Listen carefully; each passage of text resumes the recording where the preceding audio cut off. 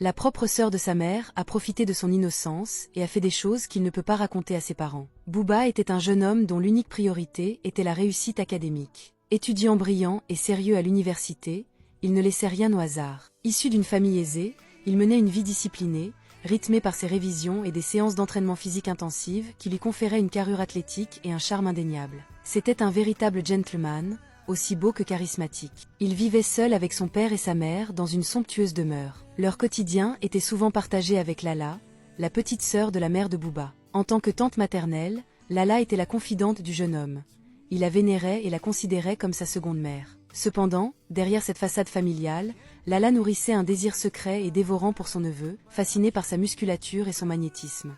Le basculement survint un après-midi, alors que Booba rentrait de ses cours. Tandis qu'il s'apprêtait à se changer, il découvrit avec stupeur Lala, installée sur son lit, l'attendant de manière provocante. Pris de panique face à cette intrusion dans son intimité, il se réfugia dans la salle de bain. « Pourquoi fuis-tu comme si j'étais un démon ?» lança-t-elle avec audace. Booba, troublé, lui demanda simplement sa serviette. Lala refusa, le défiant de venir la chercher, prétextant qu'entre une mère et son fils, il n'y avait pas de place pour la pudeur. C'est à ce moment qu'elle commença à tenir des propos déplacés sur son anatomie, exprimant une admiration troublante pour sa virilité. 3 jours plus tard, Lala divorça.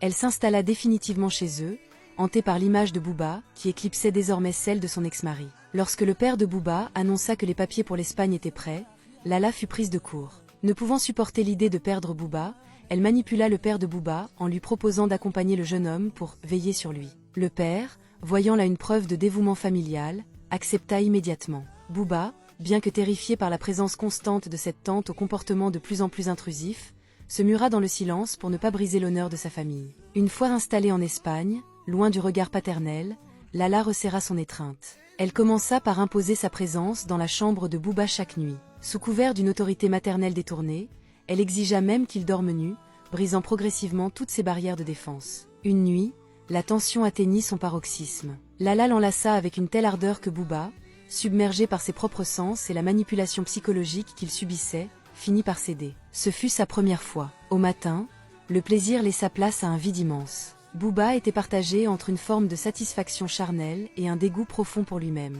La culpabilité l'étouffait. Comment pourrait-il un jour regarder son père en face?